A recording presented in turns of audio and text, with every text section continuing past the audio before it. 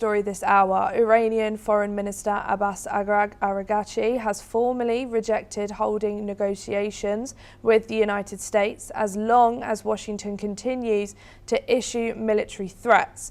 Araqchi's statements followed comments by President Donald Trump, who mentioned sending a beautiful armada to the region while simultaneously claiming Iran was eager for a deal.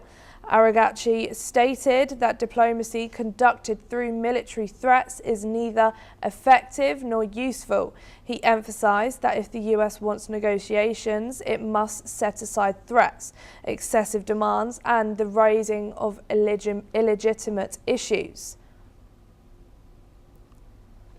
We are now being joined by Peter Bayum, an editor of Weekly Blitz, who is in London. Thank you so much for joining us here on NewsX World. Why do you think Iran say they will not negotiate with the United States while Washington is making threats at them? Good morning. Good day, Ellie, and thank you for having me on. I think Iran recognises and so do her main allies, and that's Turkey, Qatar and Oman, who are trying to mediate between Iran and the United States. I think all those four countries recognise that Iran is at its weakest ever since the 1978-79 revolution.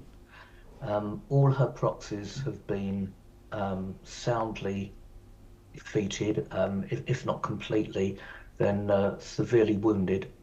And Iran herself is in a very, very weak position, economically, structurally, and militarily now. So the only thing that is available to the Iranian government to keep on side those that still support the totalitarian theocracy currently ruling Iran is to make bold statements as if Iran was still an equal player in the game, which is not. So for the foreign minister to say, we're not going to negotiate until the US military threat is withdrawn, is to be expected for the domestic audience that still supports them.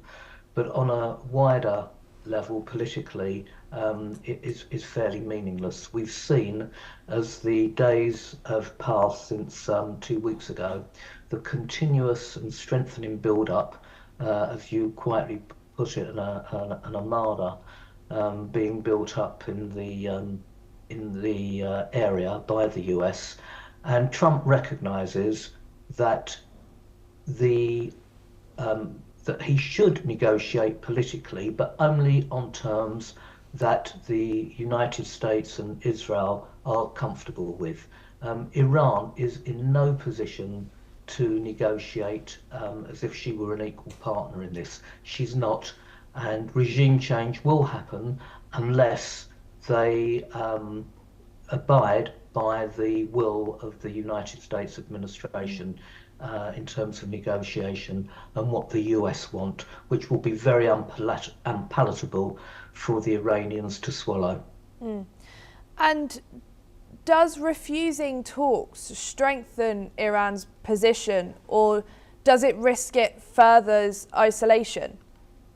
It doesn't strengthen its position on the world stage. It may at least keep its position on an even par with those that are still reporting the regime in Iran, but that's the only demographic that will be comforted by such pronouncements as the foreign minister made. We know that Turkey, Iran and Qatar are trying their very best to persuade the Iranians to give Trump at least something. And at the moment, Iran, the rulers, do not seem to be bending. In fact, it's very doubtful whether the Ayatollah Khamenei is in charge at the moment. It seems that he's given over power to some other of his contemporaries, and indeed to his son, who may even be adopting a more hardline attitude than the supreme leader himself. So domestically, they are trying to shore up the base that supports them, but on the wider scale, geopolitically, they are continuing to ensure that their own downfall is getting closer day by day. Thank you so much, Peter Baum. Stay with us for later on in the show. European Commission's Vice